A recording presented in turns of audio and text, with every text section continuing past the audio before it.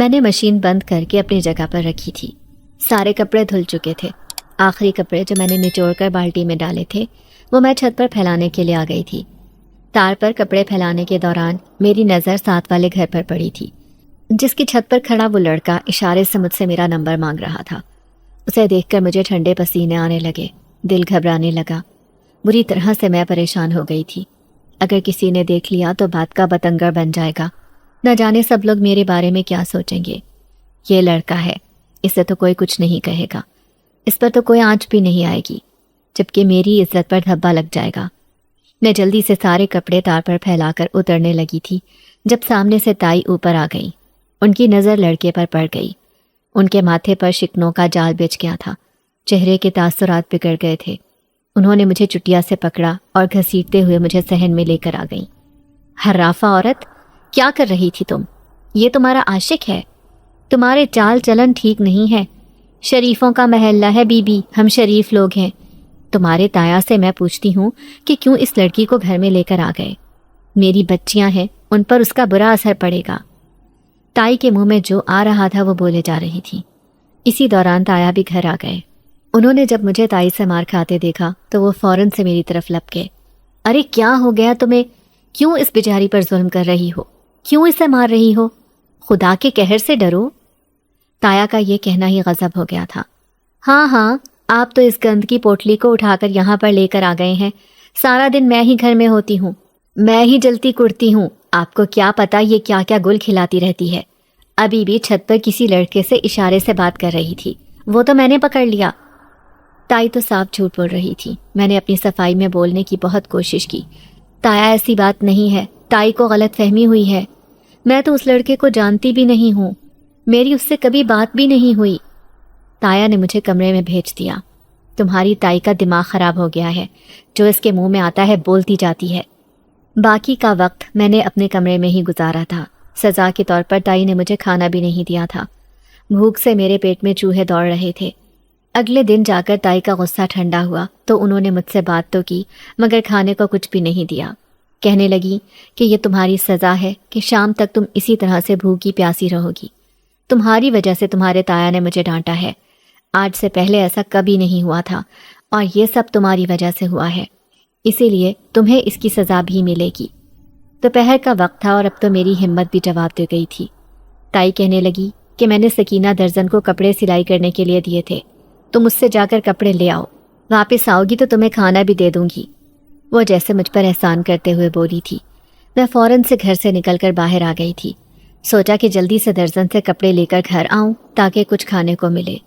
درزن کے گھر کے پاس پہنچی تو دروازہ بند تھا، وہ شاید کہیں گئی ہوئی تھی۔ میں مایوس ہو گئی کہ اب پتہ نہیں تائی شاید اس بات کا الزام بھی مجھ پر ہی دھر دیں گی۔ میں وہاں سے روتے ہوئے واپس آ رہی تھی جب مجھے اس ویران کھنڈرات کے پاس سے گزرتے ہوئے ایک بار پھر سے عجیب سا خوف محسوس ہوا تھا۔ میں جب بھی یہاں سے گزرتی تھی میرے رونگٹے کھڑے ہو جاتے تھے، کیونکہ مجھے کھنڈرات کے اندر سے عجیب و غریب آوازیں سنائی دیتی تھیں۔ میں اس طرف آنے سے کتراتی تھی۔ اگر تائی مجھے ان کھنڈرات کے قریب کا کوئی کام بتاتی تو میں انکار کر دیا کرتی تھی، کیونکہ مجھے اس جگہ سے ڈر لگتا تھا۔ مگر آج مجھے بھوک ستا رہی تھی، اسی لیے میں ان کھنڈرات کے پاس سے گزرنے پر بھی تیار ہو گئی تھی۔ سکینہ مائی کا گھر گاؤں سے قدرے الگ تھلگ تھا، وہاں تک پہنچنے کے لیے اسی کھنڈرات کے پاس سے گزرنا پڑتا تھا۔ اور اب جب میں واپس آنے لگی تو کھنڈرات کے اندر سے مجھے کسی کے بولنے کی آواز سنائی دے رہی تھی۔ یہ کسی عورت کی آواز تھی، اس کے ساتھ ہی کھانے کی بہت مزے کی خوشبو بھی باہر آ رہی تھی۔ میں تو بری طرح سے حیران رہ گئی، کھنڈرات میں کون ہے اور یہاں پر کھانے کون پکا رہا ہے؟ کبھی کبھار ایسا ہوتا تھا کہ اجنبی مسافر لوگ ان کھنڈرات میں رہائش رکھ لیا کرتے تھے، کیونکہ وہ ان کے اسرار کے بارے میں نہیں جانتے تھے۔ وہ جتنے دن بھی یہاں پر رہتے اپنا کھانا پینا ضرورت کا ہر سامان بھی یہیں پر رکھتے تھے۔ کئی بار میں نے اجنبی لوگوں کو یہاں پر رہتے دیکھا تھا مگر چند دنوں سے زیادہ وہ نہیں ٹکتے تھے، جلد ہی کھنڈرات کے جنات ان کو بھگا دیا کرتے تھے۔ کافی سالوں سے میں یہی سب دیکھتی آ رہی تھی اور یہی سنا تھا کہ ان کھنڈرات کے پاس نہیں جانا چاہیے۔ وہ لوگ جن کے پاس اپنا گھر نہیں تھا اور کوئی رکھنے کو تیار بھی نہیں تھا، وہ پناہ لینے کے لیے یہیں پر آتے تھے۔ میں نے سوچا کہ شاید ابھی بھی کوئی مسافر یہاں پر آیا ہو اور ہو سکتا ہے کہ مجھے کچھ کھانے کو مل جائے۔ میں خوددار لڑکی تھی مگر اس وقت بھوک نے مجھے کسی کے سامنے ہاتھ پھیلانے پر مجبور کر دیا تھا۔ میں جانتی تھی کہ تائی محض جھوٹ بول رہی ہیں، وہ شام سے پہلے تو مجھے ہرگز بھی کھانا نہیں دیں گی، وہ میری بے بسی کا تماشا دیکھیں گی۔ جب کھنڈر کے اندر آئی تو سامنے ایک بہت بڑا سا پتیلا پڑا ہوا تھا، آگ جلنے کا کہیں نام و نشان نہیں تھا، یہ خوشبو اسی پتیلے سے اٹھ رہی تھی۔ میں نے آس پاس مڑ کر دیکھا، وہاں پر کوئی بھی نہیں تھا۔ پتیلے کے پاس برتن موجود تھے جن سے اندازہ ہو رہا تھا کہ شاید ابھی یہاں پر کوئی آیا تھا اور یہ سب وہیں یہاں پر رکھ کر گیا ہے۔ میں فوراً سے اس پتیلے کے پاس گئی، ڈھکن اٹھا کر دیکھا تو مزیدار بریانی موجود تھی۔ میں فوراً سے بریانی پلیٹ میں ڈال کر کھانے لگی۔ میری بھوک تو جیسے ختم ہونے کا نام ہی نہیں لے رہی تھی۔ 3-4 پلیٹیں میں ایک ہی وقت میں کھا گئی تھی اور اب میری طبیعت پوری طرح سے سیر ہو گئی۔ میں نے سوچا کہ یہاں پر یہ برتن کس نے رکھا ہے، اور اب جب میری سوچے سمجھنے کی صلاحیت بیدار ہوئی تو مجھے اندازہ ہوا کہ جب تک میں اس کھنڈر کے اندر داخل نہیں ہوئی تھی تب تک مجھے باتوں کی آوازیں بھی سنائی دے رہی تھیں، مگر اب تو بالکل خاموشی ہے۔ وہ جو لوگ تھے وہ کہاں چلے گئے؟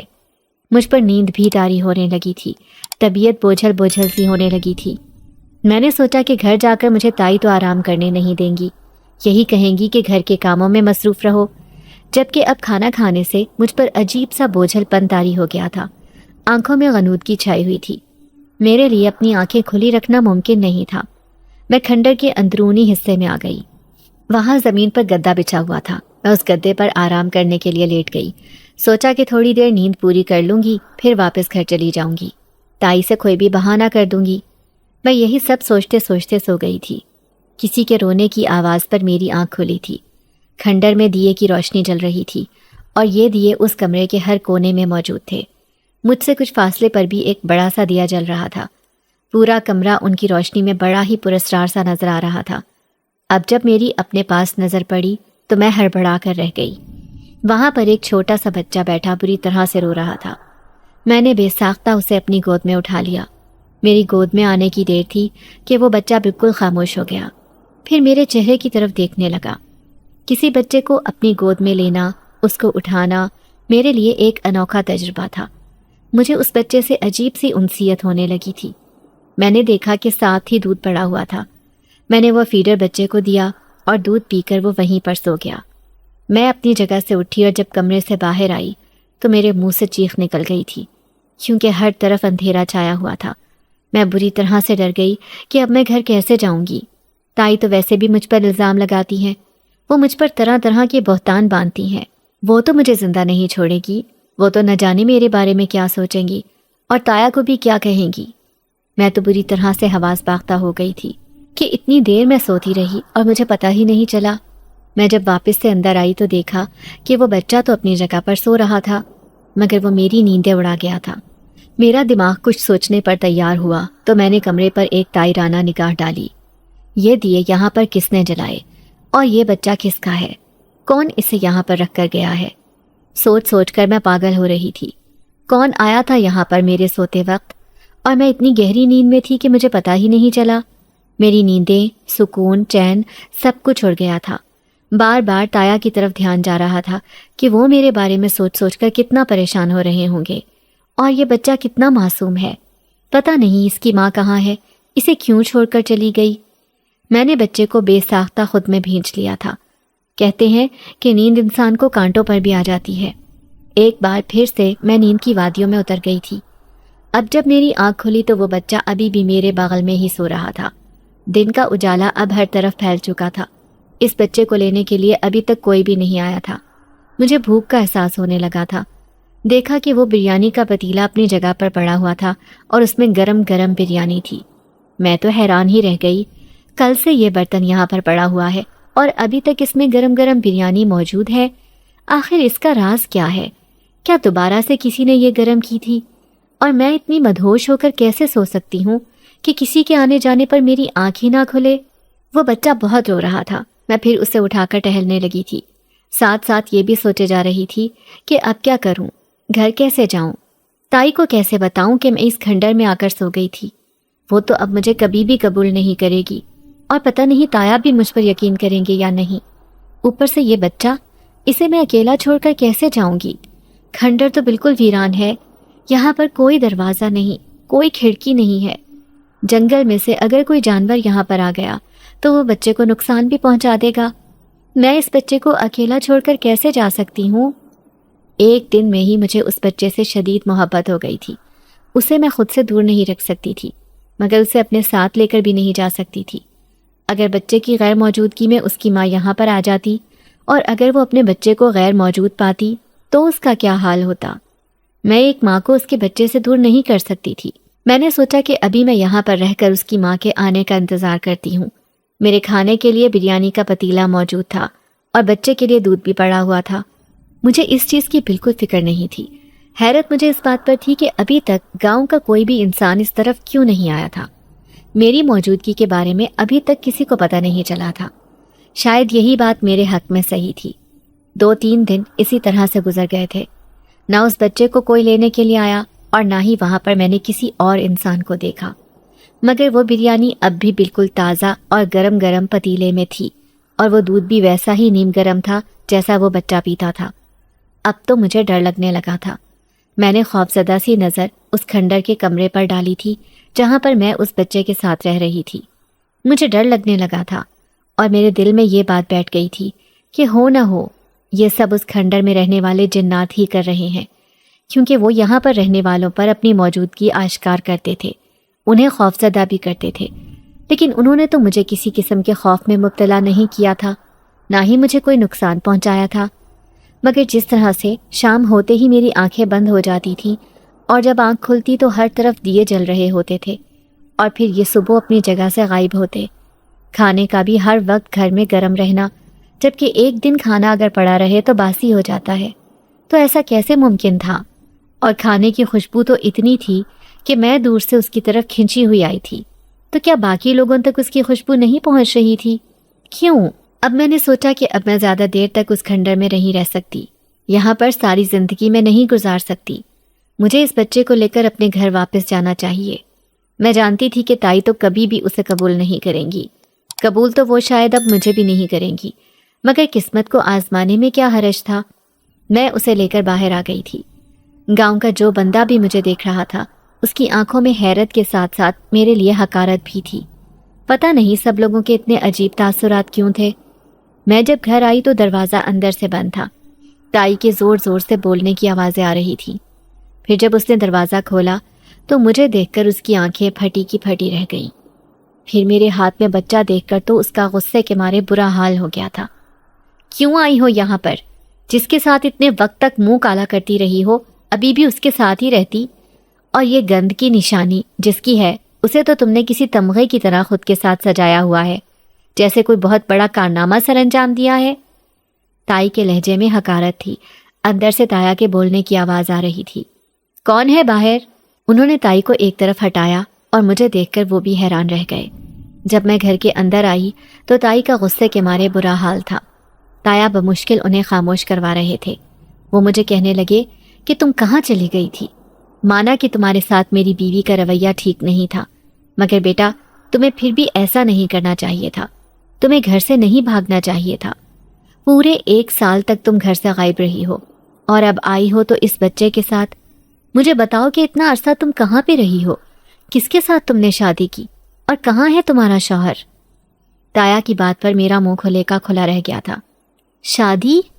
1 سال؟ میں بے یقینی سے انہیں دیکھتی رہی تھی۔ تایا ابا، میں تو 3 دن تک اس کھنڈر میں رہی ہوں اور یہ بچہ نہ جانے کس کا ہے، یہ میرا نہیں ہے۔ تائی میری بات پر زور سے ہنسنے لگی تھی۔ آپ کی بھتیجی نہ ہمیں پاگل سمجھتی ہے، بے وقوف بنا رہی ہے، اور اگر آپ یہاں پر نہ ہوتے تو آپ یہی کہتے کہ یہ سچ بول رہی ہے اور میں جھوٹ بول رہی ہوں، جبکہ آپ تو خود گواہ ہیں۔ پچھلے 1 سال سے آپ اس کا انتظار کر رہے ہیں۔ 1 سال سے یہ کہاں ہے یہ نہ آپ کو پتا تھا، نہ مجھے، اور نہ ہی کسی اور کو، اور اب یہ اس بچے کے ساتھ آ گئی ہے۔ اس کا مطلب یہ ہے کہ یہ بچہ اسی کا ہے۔ نہ جانے اس نے شادی کی ہے یا کسی کے ساتھ منہ کالا کیا ہے، مگر میں اس لڑکی کو اس گھر میں نہیں رکھ سکتی۔ میری 2 جوان بیٹیاں ہیں، ان پہ برا اثر پڑے گا۔ محلے والے تو ویسے بھی عجیب نظروں سے دیکھنے لگے ہیں، سب کو یہی لگنے لگا ہے کہ ستارہ نے یہ سب کیا ہے، تو میری معصوم بچیاں بھی یہ گل کھلا سکتی ہیں۔ آپ کی بھتیجی نے ہمیں کسی کو منہ دکھانے کے قابل نہیں چھوڑا۔ ان کی باتوں پر میں حیران پریشان رہنے لگی تھی۔ وہ لوگ بار بار یہ کیوں کہہ رہے تھے کہ 1 سال تک میں گھر سے باہر رہی ہوں، जबकि मैं तो सिर्फ 2 दिन उस खंडर में रही थी। मुझे ताई ने धक्के देकर घर से बाहर निकाल दिया था। जब मैं रोते हुए वहां से आने लगी तो रास्ते में औरतों ने भी मुझे रोका। अरे तुम 1 साल से कहाँ थी? किसके साथ शादी की है? और ये तुम्हारा बेटा है या बेटी? मुझे ऐसे ही सवालों का सामना करना पड़ रहा था। हर औरत मुझसे यही बात पूछे जा रही थी। मैं रोते हुए वहां से आ गई थी। मुझे लगने लगा था कि उस खंडर में जाने की वजह से मेरे साथ ऐसा हुआ है। वो खंडर था ही वीरान और पुरस्कार। मुझे तो वहां पर जाना ही नहीं चाहिए था। वहां पर तो मैंने सिर्फ 4 दिन गुजारे थे। वो सब 1 साल पर कैसे मुहित हो सकता था? ऐसा मुमकिन ही नहीं है। मगर एक ही वक्त में सब लोग तो झूठ नहीं बोल सकते, और ख़ास तौर पर ताया मुझसे झूठ क्यों बोलेंगे? वो तो मुझसे सबसे ज़्यादा प्यार करते हैं। एक वही तो हैं जिनका मुझे इस दुनिया में आसरा है। उनके अलावा मेरा कोई भी नहीं है। मैं रोते हुए वहाँ से दूर आ गई थी। मैंने सोचा कि अब मैं कहाँ जाऊँ। उस खंडर में जाने की तो मुझ में हिम्मत नहीं हो रही थी, क्योंकि अब तो मुझे उसके नाम से भी खौफ आने लगा था। और ये बच्चा, मैंने उसे अपने साथ चिमटा लिया था। ये मासूम बच्चा मेरे साथ नाकर्दा गुनाहों की सज़ा झेल रहा है। पता नहीं ये बदनसीब कौन है, इसके माँ बाप कहाँ हैं? क्या मजबूरी थी उसकी माँ की जो उसे यूं उस वीराने में छोड़कर चली गई? जब मैं गांव की हुदूद से निकलकर बाहर आ गई तो अब मैं बुरी तरह से रो रही थी। क्या करूं? कहाँ जाऊं? मेरे पास तो ना पैसे थे ना कुछ और। मैं रो रही थी जब मेरे सर पर किसी ने हाथ रखा। सर उठाकर देखा तो वहां पर एक बुजुर्ग खड़े थे। क्या हुआ बेटी, क्यों रो रही हो? उनका चेहरा नूरानी था, सफ़ेद रंग का लिबास पहना हुआ था। मैं उन्हें देखकर फूट फूट कर रो पड़ी थी। वो शक्ल से ही बहुत नेक मालूम हो रहे थे। उन्हें देखकर मुझे लगा कि ये मेरी मदद कर सकते हैं। मैंने फिर अपना दिल उनके सामने खोल कर रख दिया था। रोते हुए सारी बात बताई तो वो कहने लगे कि ये तुम्हारी आजमाइश है। अल्लाह अपने नेक बंदों को ही आजमाता है। तुम फिक्र मत करो, तुम्हारी आजमाइश ज़रूर दूर होगी। मगर बाबा जी, मैं कहाँ जाऊँगी? मुझे ताया लोगों ने घर से निकाल दिया है और अब मेरे पास तो कोई ठिकाना नहीं है। कहाँ जाऊँ मैं? वो मुझे देखते रहे, फिर कहने लगे कि तुम मेरे घर चलो, मेरी बेटी बनकर। तुम्हें वहाँ किसी किस्म की तकलीफ नहीं होगी। उन्होंने बच्चे के सर पर भी हाथ रखा था। बड़ा ही प्यारा मासूम बच्चा है ये। क्या नाम है इसका? नाम तो मैंने सोचा ही नहीं था, और मुझे तो ये भी नहीं पता था कि ये किसका है। मैंने बाबा जी से कहा कि आप मुझे मशवरा दें कि मुझे क्या करना चाहिए। इस बच्चे को मैं वहीं खंडर में छोड़ आऊं या इसे अपने साथ लेकर चलूं? बाबा ने मुझे देखा और फिर कहने लगे कि तुम इस बच्चे को अपने साथ लेकर चलो। हो सकता है खुदा ने इसकी जिम्मेदारी सौंपने के लिए तुम्हें चुना हो। और फिक्र मत करो, सब ठीक हो जाएगा। अल्लाह ने चाहा तो वो तुम्हारी ज़िंदगी को खुशियों और रगीनियों से फिर भर देगा। तुम्हारी सारी कमियां दूर हो जाएंगी, तुम्हारी सारी हसरतें दूर हो जाएंगी। वो मुझे सच्चे दिल से दुआ दे रहे थे। आप कौन हैं और यहाँ क्यों आए? मेरे पूछने पर वो पुरस्कार अंदाज में मुस्कुराए थे। कहने लगे, यहाँ पर एक मजबूर इंसान था। उस मजबूर इंसान को मेरी मदद की ज़रूरत थी। मैं उस मजबूर इंसान की मदद करने के लिए यहाँ पर आया हूँ, क्योंकि मुझे बहुत दूर से ये पैगाम मिला था कि उस इंसान को मुझे अकेले नहीं छोड़ना चाहिए। बाबा की बात पर मैंने दिलचस्पी से उन्हें देखा था। तो फिर आपने उसकी मदद की? उन्होंने मुझे मुबहम सा जवाब दिया था। उसी वक्त एक तरफ से बस आती दिखाई दी। वो कहने लगे कि हमारी गाड़ी आ गई है, अब हमारा सफ़र शुरू हो जाएगा। मगर मेरे पास तो किराए के पैसे भी नहीं हैं। मेरे शर्मिंदा शर्मिंदा से अंदाज पर वो एक बार फिर से मेरे सर पर हाथ रखकर मुस्कुराए थे। बेटी, फिक्र मत करो, अल्लाह वसीला बना देता है, और शायद मैं यहाँ पर तुम्हारी ही मदद के लिए भेजा गया हूँ। तुम किसी किस्म की फ़िक्र मत पालो। अगर मैंने तुम्हें अपनी बेटी कहा है तो ये अल्फाज मैंने सिर्फ ज़बान से अदा नहीं किए, बल्कि मैं तुम्हें दिल से अपनी बेटी मान चुका हूँ। अब तुम इस तरह की बात करके मुझे शर्मिंदा मत करना। मेरी आंखों से आंसू छलक पड़े थे। ताया अब्बा के अलावा मैंने अपनी ज़िंदगी में ये दूसरा मेहरबान इंसान देखा था, जिसकी मदद से मुझे जीने की ख्वाहिश पैदा होने लगी थी। बस में बैठी तो हमारा सफ़र शुरू हो गया था। बस में जितने भी लोग थे बहुत ही अजीबोगरीब थे, खामोश और गुमसुम से। सब पलकें झपकाए बिना खिड़की से बाहर देखने में मसरूफ़ थे। हर कोई खामोश था। इतनी गहरी खामोशी थी कि सुई गिरने की आवाज़ भी साफ सुनाई देती। मैं तो उन लोगों को देख देख कर ही हैरान हो रही थी। सिर्फ मेरी और बाबा जी की आवाज़ें ही इस बस में गूंज रही थी। बाबा, یہ سب لوگ اتنے عجیب کیوں ہیں؟ اتنے خاموش اور گمسم کیوں ہیں؟ بابا کہنے لگے کہ ہو سکتا ہے کہ ان لوگوں کو سفر کے دوران زیادہ بات چیت کرنا پسند نہ ہو۔ ہر انسان کا اپنا مزاج ہوتا ہے، اب ہم کسی کے بارے میں کیا رائے قائم کر سکتے ہیں؟ ہر کوئی اپنی پریشانی اور جھمیلوں میں الجھا ہوتا ہے، ہر کوئی اپنی سوچوں میں گم ہوتا ہے۔ بات ان کی بھی ٹھیک تھی، میں بھی تو پریشان تھی، اپنی ہی سوچوں میں گم تھی، میرے پاس بھی بات کرنے کے لیے کچھ نہیں تھا۔ بابا جو بات مجھ سے کرتے میں ان کو جواب دے دیتی، اور اب بابا بھی آنکھیں بند کر کے سیٹ کے ساتھ سر موند کر بیٹھ گئے تھے، اور میں بھی کھڑکی سے باہر دیکھنے لگی تھی۔ میرے چہرے پر بھی سوچوں کی پرچھائیاں لہرانے لگی تھیں۔ بابا جی خود تو بہت اچھے تھے، ان کے گھر والے میرے لیے انجان تھے، نہ جانے وہ میرے ساتھ کیا سلوک کرتے، مجھے اپنے گھر میں برداشت بھی کرتے یا نہیں۔ اگر انہوں نے بھی مجھے قبول کرنے سے انکار کر دیا، مجھے گھر سے باہر نکال دیا، تو میں کہاں جاؤں گی؟ میرے لیے تو یہ ساری دنیا ہی اجنبی ہے۔ ایک میرا ننیال تھا جنہوں نے مجھے اپنانے سے صاف انکار کر دیا تھا۔ ددھیال میں صرف تایا تھے، اور ان کی بیوی مجھے بالکل بھی پسند نہیں کرتی تھی۔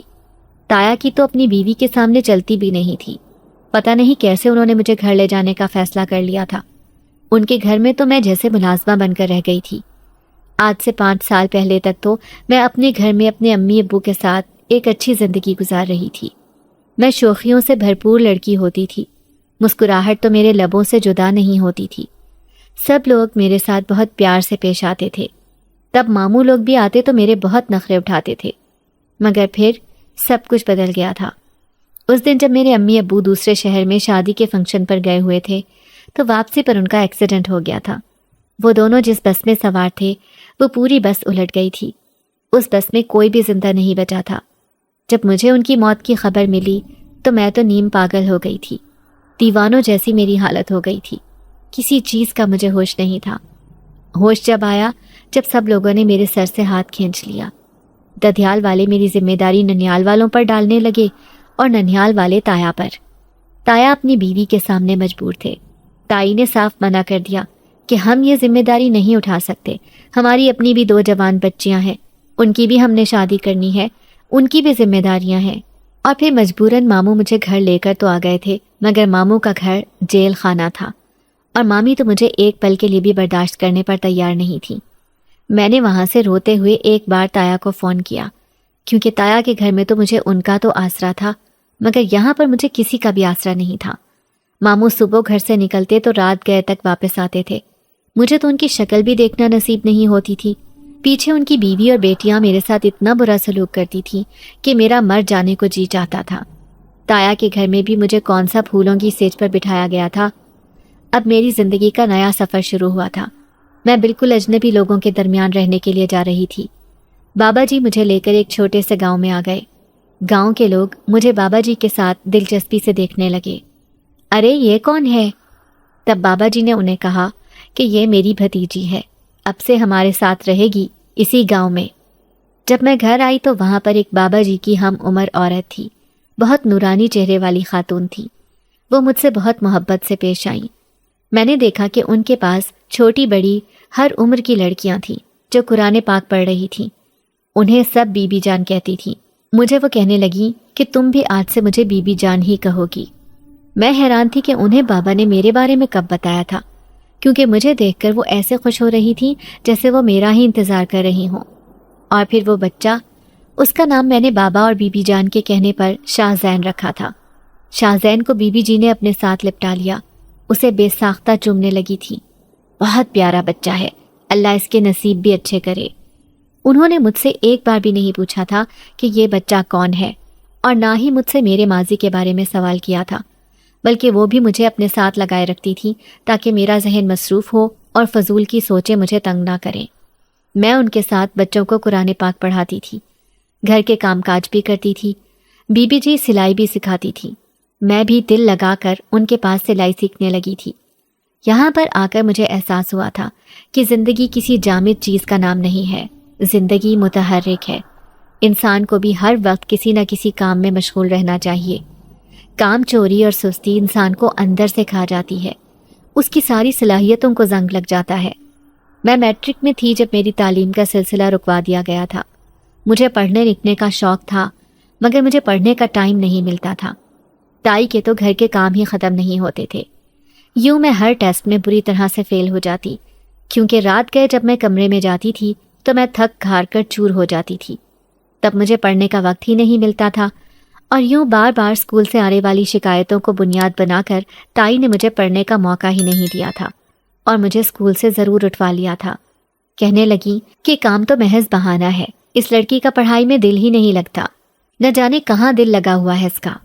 بی بی جی نے مجھے خود ہی اسکول کا سلیبس بھی پڑھانا شروع کر دیا تھا۔ وہ مجھے کہنے لگی کہ اب تم پرائیویٹ پیپر دو گی، تم اپنی تعلیم کو جاری رکھو گی۔ شاہ زین میرے پاس ہی رہتا تھا، اسے میرے بغیر نیند نہیں آتی تھی۔ ہر وقت میں اسے خود کے ساتھ ہی لپٹائے رکھتی تھی۔ جوں جوں وہ بڑا ہو رہا تھا، میری اس کے ساتھ محبت میں اضافہ ہو رہا تھا۔ وہ مجھے ہی اپنی ماں سمجھتا تھا۔ پہلی بار جب اس نے مجھے ماں کہا تو میں نے اسے ٹوکنا چاہا، کیونکہ میں غیر شادی شدہ تھی۔ اس کے منہ سے اپنے لیے ماں کا لفظ سن کر مجھے عجیب لگتا تھا۔ جب میں نے اس سے پہلی بار خود کو ماں کہنے سے روکا تو بی بی جان مسکرا دی تھی، کہنے لگی بچے من کے سچے ہوتے ہیں، یہ تمہیں جو بھی کہتا ہے تم اسے روکو مت۔ تب میں بی بی جان کے کہنے پر خاموش ہو گئی تھی۔ جب شاہ زین مجھے ماں کہہ کر میری طرف لپکتا تو میرے پورے وجود میں جیسے ٹھنڈک کی لہر اتر جاتی تھی۔ ایسے لگتا تھا جیسے آج تک میں نے زندگی میں جو بھی کھویا ہے، جو بھی مشکلات دیکھی ہیں، ان سب کا ازالہ ہو گیا۔ میری زندگی میں ایسا کچھ بھی نہیں تھا جو مجھے اب اپنی طرف کھینچتا، جو مجھے یاد آتا۔ محض ایک تایا کا حسن سلوک تھا، ان کی یاد آتی تھی۔ میرا دل چاہتا تھا کہ میں ایک بار ان کے پاس جاؤں، اپنے ناکردہ گناہوں کی ان سے معافی مانگوں، اپنی صفائی پیش کروں، انہیں بتاؤں کہ میں بے گناہ ہوں، جیسا وہ سمجھ رہے ہیں ویسا کچھ بھی نہیں ہے۔ مگر پھر میں یہ سوچ کر ٹھنڈی آہ بھر کر رہ جاتی کہ ایسا تو ممکن نہیں ہے، نہ تو تائی مجھے گھر کے اندر آنے دیں گی اور نہ ہی تایا سے ملنے دیں گی، وہ تو شاید مجھے دیکھتے ہی جان سے مار دیں گی۔ بی بی جان مجھے سوچوں میں گم دیکھتی تو کہتی کہ تم پریشان مت ہوا کرو ستارہ، تم نہیں جانتی کہ ہمارے رب نے ہمارے بارے میں جو سوچا ہوتا ہے وہ بہت بہتر ہوتا ہے۔ ہم تو کانٹوں کے پیچھے بھاگ رہے ہوتے ہیں، ہم نہیں جانتے کہ ہمارے رب نے ہماری خوشیوں کے لیے کیا کچھ سوچ رکھا ہے۔ وقت آنے پر وہ خوشیاں انسان کی جھولی میں ڈال دی جاتی ہیں۔ وہ بھی معمول کا ہی دن تھا۔ جب میں اٹھی تو بی بی جان بہت خوش تھیں۔ آج وہ مزے مزے کے پکوان بھی بنا رہی تھی۔ انہیں دیکھ کر میں پوچھے بغیر نہیں رہ سکی کہ کیا آج کوئی خاص مہمان آنے والا ہے۔ تب وہ کہنے لگیں کہ ہاں، بہت خاص مہمان آنے والے ہیں۔ آج میرا بیٹا ہمیشہ کے لیے واپس آ رہا ہے اور اسی کی پسند کے کھانے بنا رہے ہیں ہم۔ شام کو میں نے بابا جی کے ساتھ اس اونچے لمبے چوڑے نوجوان کو دیکھا تھا، جس کے چہرے پر ہلکی ہلکی داڑھی تھی، جس کی نگاہوں میں حیا تھی۔ وہ مجھ سے ملا تو بہت احترام سے اس نے میرا حال احوال پوچھا تھا۔ اس کی شبیہ میرے ذہن میں گویا کھپ کر رہ گئی تھی، مگر میں اپنے ذہن میں کسی طرح کے بھی خیال کو آنے نہیں دینا چاہتی تھی۔ جانتی تھی کہ بابا اور بی بی جان نے اپنے بیٹے کے لیے کچھ اچھا ہی سوچ رکھا ہوگا۔ بھلا میرے جیسی لاوارث لڑکی جس کو انہوں نے گھر میں پناہ دے رکھی ہے، وہ اس کی اپنے بیٹے کے ساتھ شادی کیسے کر سکتی ہیں؟ اگلے دن میں اٹھی تو میری حیرت کی انتہا نہیں رہی تھی جب بابا جی مجھے کہنے لگے کہ آج میں تمہیں تمہارے تایا کے پاس لے کر جانا چاہتا ہوں، ان سے کچھ ضروری باتیں کرنی ہے۔ میں سمجھتا ہوں کہ یہ بات انہیں بے خبر رکھ کر نہیں کرنی چاہیے۔ ایسا کیا ہے بابا جی؟ مجھے پھر سے خوف آنے لگا ہے، کہیں بابا جی بھی اب میری ذات سے تنگ تو نہیں پڑ گئے، کہیں وہ بھی مجھ سے پیچھا چھڑوانے کے لیے مجھے واپس تو نہیں بھیجوا رہے۔ میں نے شاہ زین کو خود میں بھیج لیا تھا۔ مجھے یقین تھا کہ جب میں اپنے گھر جاؤں گی تو تائی تو شاہ زین کو ایک پل کے لیے بھی گھر میں برداشت نہیں کریں گی۔ برداشت تو وہ مجھے بھی نہیں کر سکتی تھی، مگر شاہ زین تو ان کے لیے بالکل اجنبی تھا۔ ان کے نزدیک تو وہ گناہوں کا چلتا پھرتا استعارہ تھا۔ ایسے میں وہ بھلا اسے کیسے برداشت کر سکتی تھی؟ بابا جی میرے چہرے پر آتے جاتے رنگوں کو دیکھ رہے تھے، کہنے لگے تمہیں مجھ پر اعتبار ہے؟ میرا سر ہاں میں ہل گیا تھا۔ تو پھر خاموشی سے چادر اوڑھ کر چلو اور شاہ زین کو تم یہیں پہ رہنے دو، یہاں پر اس کا تمہاری بی بی جان بہت اچھے سے خیال رکھیں گی، اس کے بارے میں تمہیں فکر مند ہونے کی ضرورت نہیں ہے۔ ایسا کیوں بابا جی؟ شاہ زین تو میرے بغیر رہتا ہی نہیں ہے۔ مگر بابا جی نے مجھے قائل کر لیا کہ شاہ زین کو میں بی بی جی کے پاس ہی چھوڑ دوں۔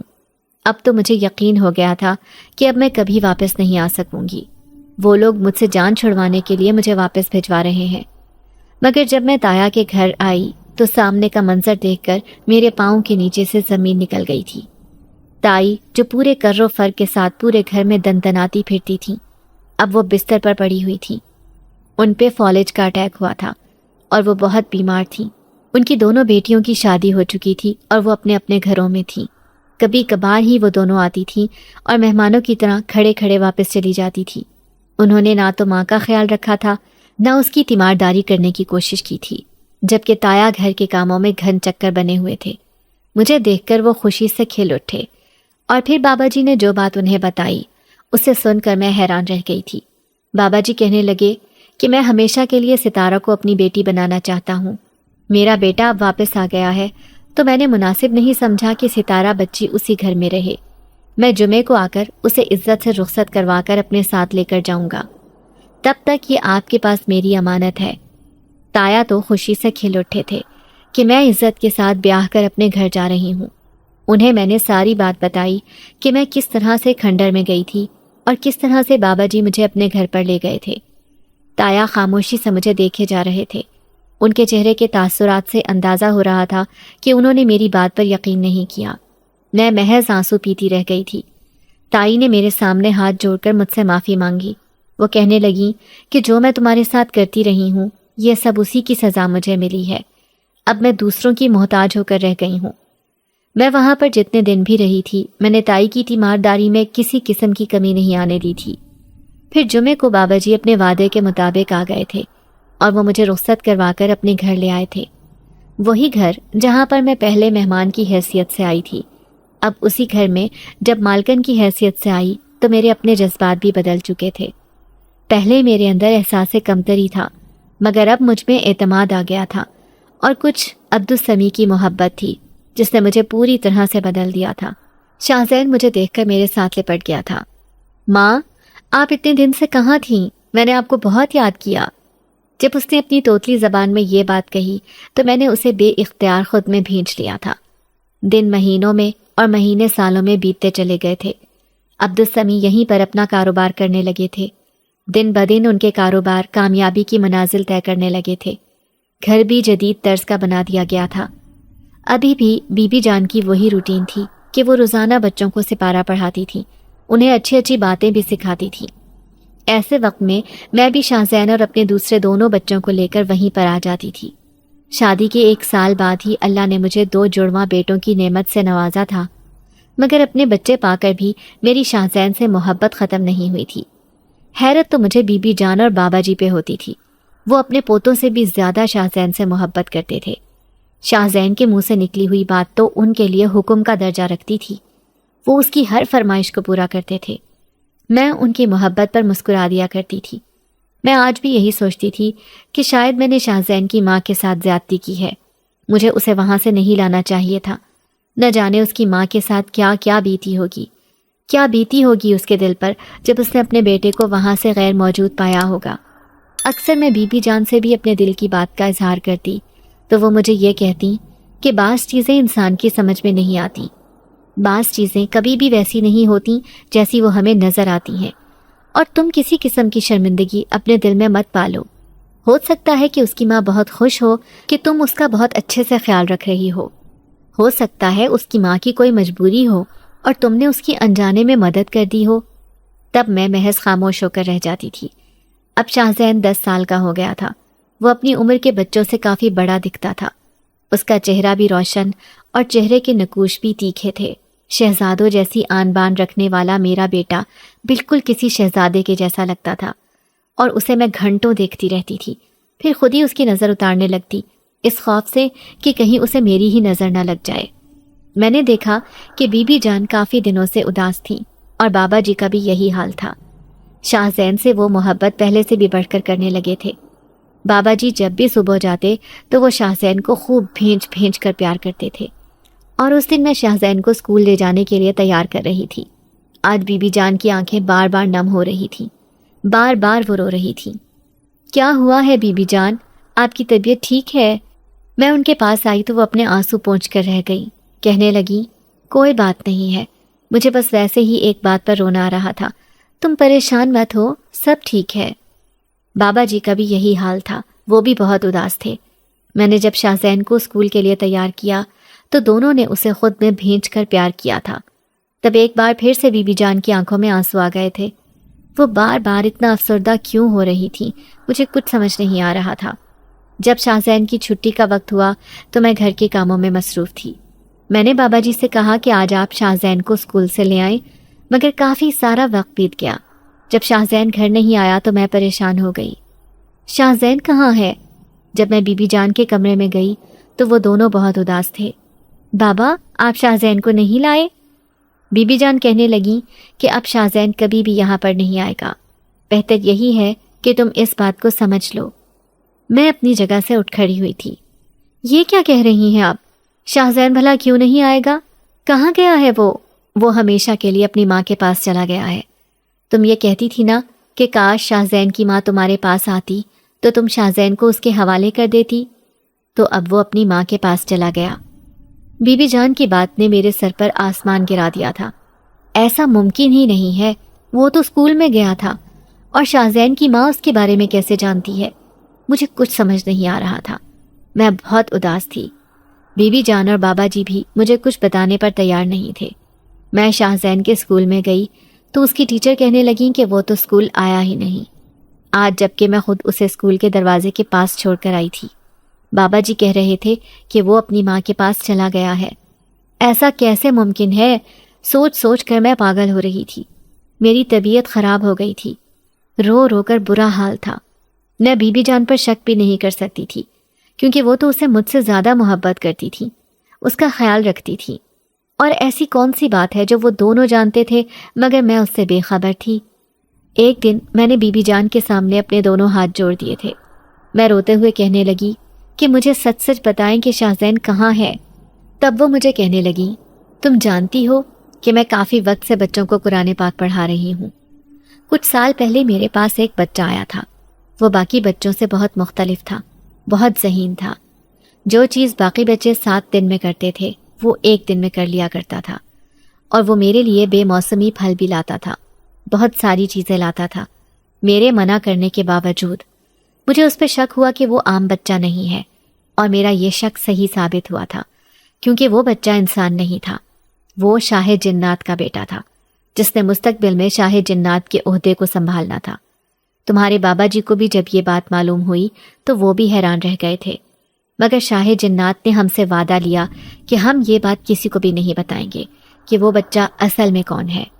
وہ میرے پاس پڑھ کر واپس چلا گیا تھا، مگر پھر بھی وہ اکثر میرے پاس آتا تھا، کیونکہ میں اس کی استاد تھی۔ وہ مجھے اپنی ماں کہتا تھا۔ پھر ایک دن وہ آیا تو مجھے کہنے لگا کہ میری شادی ہو گئی ہے، اور اتنا وقت گزرنے کے باوجود بھی میں اولاد کی نعمت سے محروم ہوں۔ میرے ہاں جس بچے کی بھی ولادت ہوتی ہے وہ چند پل ہی زندہ رہ پاتا ہے۔ مجھے میرے ایک بزرگ جن نے بتایا ہے کہ اگر وہ بچہ انسانی دنیا میں رہے تو اللہ نے چاہا تو وہ اسے لمبی زندگی عطا کرے گا، مگر 10 سال سے پہلے ہم اپنے بچے کو اپنی دنیا میں نہیں لے کر جا سکتے، نہ اس کے پاس خود رہ سکتے ہیں۔ کوئی نیک کنواری آدمزادی ہی اس کو پال سکتی ہے۔ اس دن وہ جنزادہ میرے پاس آیا۔